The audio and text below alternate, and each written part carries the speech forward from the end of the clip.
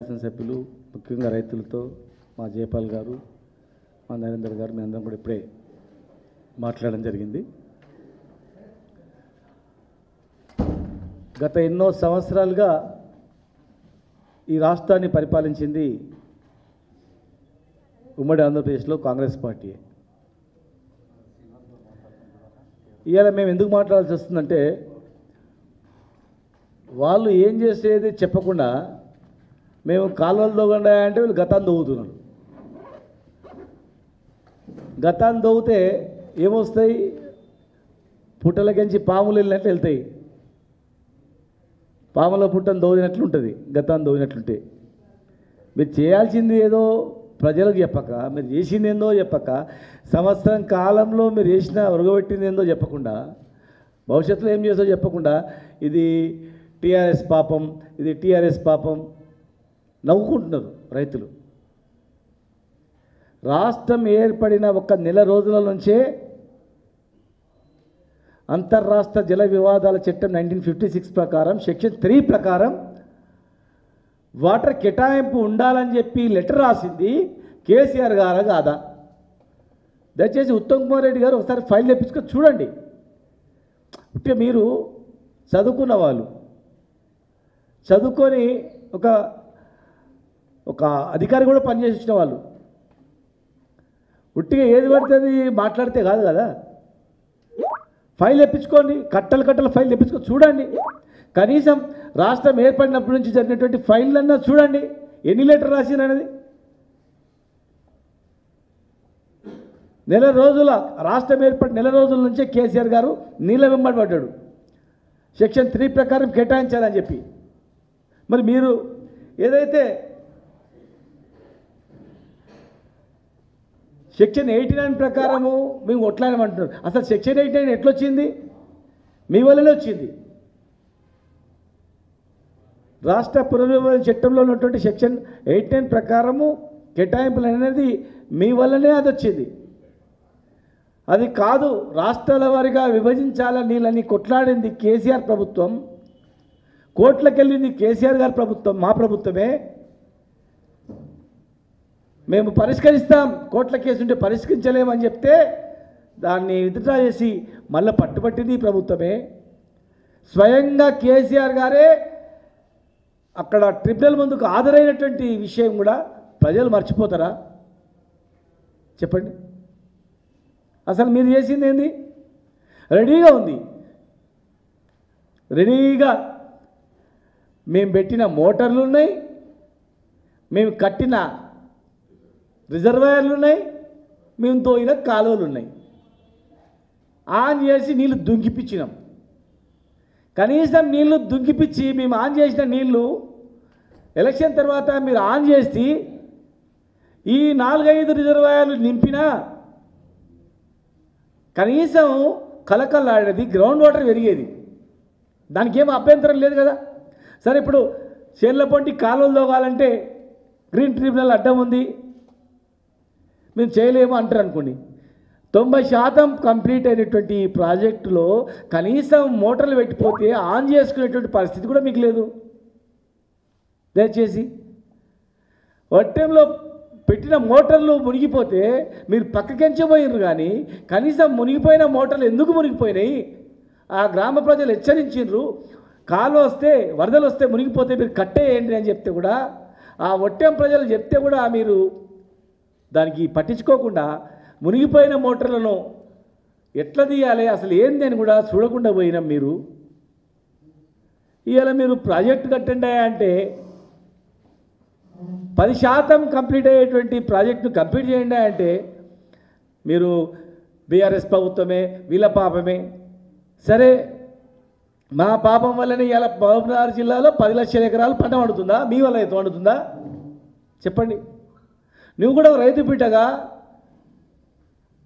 రైతు సాక్షిగా నీ ఆత్మ పరిశీలన చేసుకొని చెప్పండి. 24 గంటలు కరెంట్ ఇచ్చింది కేసీఆర్ ప్రభుత్వం కదా? మీ ప్రభుత్వ హయాంలో కాలిన మోటార్లతో, ఎండిన సేన్లతో ఆత్మహత్యలు చేసుకున్నటువంటి సంఘటనలు ఉమ్మడి ఆంధ్రప్రదేశ్లో కరెంటు గురించి ధర్నా చేస్తే బషీర్బాగ్ దగ్గరగా కాల్ చేసినటువంటి సంఘటనలు తెలంగాణ ప్రజలు గుర్తుపెట్టుకోలేదు అనుకున్నారా? కరెంట్ ఇవ్వకపోతే, చెరువుల్లో కాకపోతే, కల్వకుర్తి లిఫ్ట్ ఇరిగేషన్ పేరుకు పెట్టి కనీసం నీళ్ళు కూడా రానియకుండా చేస్తుంది. మీరు స్టార్ట్ చేసిన ప్రాజెక్టులలో కనీసం ఒక్క దగ్గరనన్నా ఒక 5 టీఎంసీల రిజర్వాయర్ ఉందా? ఏమిట్లో పోసుకోవాలి? కేఎల్ఐ నుంచి వచ్చిన నీళ్ళు దోషిలో పోసుకోవాలా?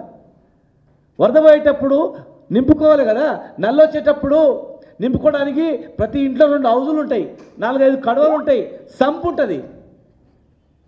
రేపు నల్ల వస్తుందన్నా కూడా నింపుకొని పెట్టుకుంటారు రేపటి వరకు మళ్ళీ వాడుకోవడానికి ఒక ఇంట్లో. అలాంటిది ఒక ప్రాజెక్ట్ కట్టేటప్పుడు కల్వకుర్తి లిఫ్ట్ ఇరిగేషన్కు కనీసం 5 టీఎంసీల నిల్వ చేసే ఎక్కడ కూడా ఒక రిజర్వాయర్ కట్టకుండా మీరు నామమాత్రంగా పెట్టిండ్రు. అయినా కేసీఆర్ గారే రన్నింగ్ ప్రాజెక్టులను చేసి ఇరిగేషన్ మంత్రిగా హరీష్ రావు గారు ఉన్నప్పుడు మమ్మల్ని అందరినీ అక్కడ కాలువల దగ్గర, మేమందరం ఉన్న వాళ్ళందరం కూడా కాలువల దగ్గర రిజర్వాయర్ దగ్గర పండుకొని నిద్రలో కూడా తిప్పలు పడి కష్టపడి మీ రన్నింగ్ ప్రాజెక్టులుగా చేసి మీ ప్రాజెక్టులను పెండింగ్ ప్రాజెక్టులను రన్నింగ్ ప్రాజెక్టులుగా చేసి కేఎల్ఐకి నీళ్ళు ఇచ్చినటువంటి వాటా వాస్తవం కదా. మేము ఇచ్చిన తర్వాత ఎన్ని నీళ్ళు వచ్చినాయి, ఎంత పంట పండింది ఒక్కసారి చూడండి, లెక్కలు చూడండి. వ్యవసాయ అధికారులను ఇరిగేషన్ అధికారులను పక్కన కూర్చోబెట్టుకొని ఒక రివ్యూ చేసి అడగండి. 2014 కన్నా ముందు మహబూబ్నగర్ జిల్లాలో, నల్గొండ జిల్లాలో ఎంత పంటలు పండినాయి, 2014 తర్వాత కేసీఆర్ గారు ముఖ్యమంత్రి అయిన తర్వాత ఎన్ని పంటలు పండినాయి ఒకసారి అవగాహన చూడండి. రైతుల దగ్గరికి వెళ్ళండి. సంవత్సరం అయింది, ఎక్కడ రివ్యూ చేసిర్రు మీరు? ఏ ప్రాజెక్టు దగ్గర రివ్యూ చేసిర్రు? ఏ అధికారులు పెట్టుకొని రివ్యూ చేసిర్రు? బహిరంగంగా మేము ఛాలెంజ్ చేస్తూ ఉన్నాం. ఉదండాపూర్ రిజర్వాయర్ మీద మీరు రివ్యూ పెడతారా? కరీంనగర్ రిజర్వాయర్ మీద మీరు రివ్యూ పెడతారా? లేదంటే ఒట్టెం రిజర్వాయర్ మీద పెడతారా? నార్లాపూర్ దగ్గర పెడతారా? ఏళ్ళ దగ్గర పెడతారా? చెప్పండి. మేము వస్తాం, మేము కూడా పాల్గొంటాం. ప్రాజెక్టు కంప్లీట్ కావడానికి మా వంతు సహాయ సహకారం అందిస్తాం. పుట్టి ఎప్పుడు పోయినంతకాలం రాజకీయ ప్రకటనలు ప్రజలను విమర్శించడం కాదది. మా జిల్లా దగాపట్ట జిల్లా, ఎంతోమంది ముఖ్యమంత్రులు దత్తత తీసుకొని ఆగం చేసినటువంటి జిల్లా. కొడంగల్ నుంచి మొదలుకుంటే అక్కడ అల్లంపూర్ నుంచి మొదలుకుంటే కల్వకుర్తి, మహబూబ్ నగర్ ఇవన్నీ ప్రాంతాలు ఎండిపోయి 14 లక్షల మంది వలస పోయి ఎక్కడో దూరంలో బొంబాయిలో పూణేలో బతుకుతున్నటువంటి జిల్లా మాది. ఎవరు పట్టించుకోలే. ఇలా ఎందుకు పంటలు పండుతున్నాయి? మొన్నటి వరకు ఎందుకు పండినాయి? ఎన్ని చెరువులు, ఎన్ని చెక్ డ్యామ్లు మీ హయాంలో, ఎన్ని చెక్ డ్యామ్లు కట్టిండ్రు? మీ హయాంలో ఇరిగేషన్కి ఎంత డబ్బు ఖర్చు పెట్టిండ్రు? మహబూబ్నగర్ జిల్లాలో కానీ తెలంగాణలో కానీ మీ హయాంలో ప్రాజెక్టులకు ఎంత ఖర్చు పెట్టిండ్రు? మీ హయాంలో పంటలు ఎంత పండినాయి? మీ హయాంలో రైతుల యొక్క పరిస్థితి ఏంటి? తెలంగాణ రాష్ట్రం అనేది భారతదేశంలో అత్యధిక వరి పంట పండే స్థాయికి ఎదిగిందంటే ఇది మా ప్రభుత్వ పుణ్యం కాదా? పాలమూరుకు ముక్కిపోయిన బియ్యం, కంట్రోల్ బియ్యం పడేస్తుండ్రి. ఇక్కడో పంజాబ్ నుంచి, హర్యానా నుంచి, కేరళ నుంచి బియ్యం వచ్చేటివి. ఇదే పాలమూరు నుంచి వ్యాగన్లు కేరళకు, పంజాబ్కు పోయిన మాట వాస్తవం కాదా? అది ఎవరి వల్ల వచ్చింది? మీరు గ్రీన్ ట్రిబ్యునల్ పాలమూరు రంగారెడ్డి జిల్లా ప్రాజెక్టుని డిపిఆర్స్ వాపస్ పంపింది. యాక్చువల్ అడ్వైజరీ బోర్డు మా ప్రపోజల్ ఒప్పుకున్నది. రొటీన్గా అయ్యే పనిని ప్రభుత్వం మారగానే ఎవరు మాయ చేసినో తెలియదు. మరి తెలంగాణకు నీళ్ళు రాకుండా కేంద్రంలో ఎవరు చక్రం తిప్పినో తెలియదు, ఎవరు చక్రం తిప్పినో తెలియదు. రొటీన్గా వచ్చేటువంటిది అడ్వైజర్ బోర్డు గ్రీన్ సిగ్నల్ ఇచ్చి మినిస్ట్రీ నుంచి, జనవరిలో మంత్రిత్వ శాఖ నుంచి రొటీన్గా పర్మిషన్ వచ్చేదాన్ని మళ్ళా చక్రం తిప్పి తెలంగాణకు నీళ్ళు రాకుండా ఎవరు అడ్డుకున్నారో మీరు కనుక్కోండి, ఎవరి వల్ల అది జరిగిందో కనుక్కోండి, దాని మీద ప్రయత్నం చేయండి. మళ్ళీ డిపిఆర్ వాపస్ పంపింది. పంపిన డిపిఆర్లు ఒప్పుకున్న దాన్ని మళ్ళీ వాపస్ పంపింది. మరి వాపస్ పంపిన తర్వాత మీరు డిపిఆర్లు తయారు చేసిండ్రా? డిపిఆర్లు తయారు చేసి కేంద్రానికి పంపినరా? దాన్ని అనుమతులు పొందడానికి ఏమైనా ప్రయత్నం చేసిండ్రా? మేము 10 ఏళ్ళు కష్టపడి లొల్లి పెట్టి ఇవాళ మేము